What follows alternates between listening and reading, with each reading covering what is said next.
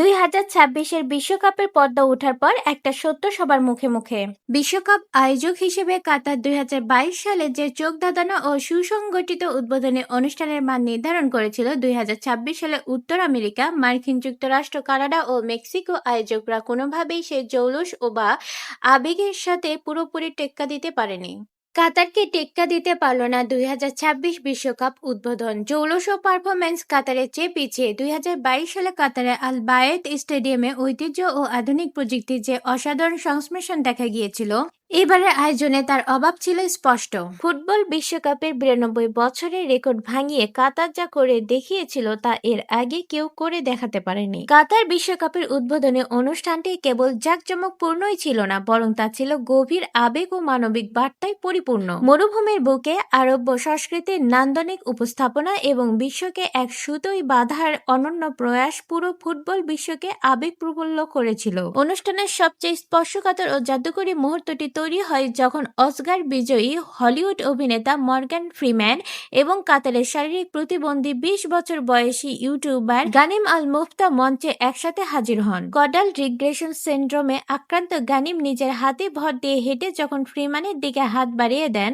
তখন স্টেডিয়ামে হাজার হাজার দর্শক ও বিশ্বের কোটি মানুষ স্তব্ধ হয়ে যান। বিশ্বকাপের ইতিহাসে প্রথমবারের মতো উদ্বোধনী অনুষ্ঠানের সূচনা হয় পবিত্র কোরআনের আয়াত তেলাওয়াতের মাধ্যমে। গানিম আল মুফতা সূরা আল হুজরাতের 13 নম্বর আয়াতটি পাঠ করেন, যার অর্থ হলো, হে মানবজাতি, আমি তোমাদের সৃষ্টি করেছি এক পুরুষ এবং এক নারী থেকে এবং তোমাদের বিভক্ত করেছি বিভিন্ন জাতি ও গোত্রে, যাতে তোমরা একে অপরের সাথে পরিচিত হতে পারো। এই আয়াতটির মাধ্যমে বর্ণবাদ ও বিভাজনের বিরুদ্ধে বিশ্বজুড়ে শান্তি, সহনশীলতা ও মানবিক ঐক্যের এক অসাধারণ আবেগঘন বার্তা দেওয়া হয়। মেক্সিকো সিটির উদ্বোধনী মঞ্চে কলম্বিয়ান পপ তারকা শাকিরা এবং বার্না বয় সহ বেশ কয়েকজন বিশ্বমানের শিল্পী পারফর্ম করেন।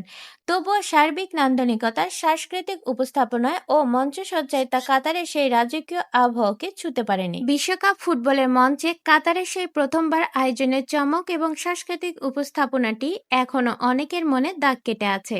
ফলে বৈচিত্র্যের ছোঁয়া থাকলেও 2026 সালের উদ্বোধনী আসরটি কাতার বিশ্বকাপের ঐশ্বর্যকে ছাপিয়ে যেতে পারেনি। দক্ষিণ কোরিয়ান পপ তারকা জংকুক এবং কাতারি গায়ক ফাহাদ আল কুবাইসির কণ্ঠে বিশ্বকাপের থিম সং পরিবেশন করা হয়। এই গানটি স্বপ্নদ্রষ্টাদের উৎসর্গ করে পরিবেশিত হয়েছিল, যা যুব সমাজ ও ফুটবল প্রেমীদের মধ্যে নতুন উদ্দীপনা ও গভীর আবেগের সঞ্চার করে। কাতার কেবল টাকার জোরে নয়, বরং তাদের কৃষ্টি, সংস্কৃতি এবং মানবিক মূল্যবোধকে যেভাবে সেই 30 মিনিটের অনুষ্ঠানে বিশ্বের সামনে তুলে ধরেছিল, তা কাতার বিশ্বকাপকে ইতিহাসের অন্যতম সেরা এবং আবেগঘন উদ্বোধনী অনুষ্ঠান হিসেবে অমর করে রেখেছে।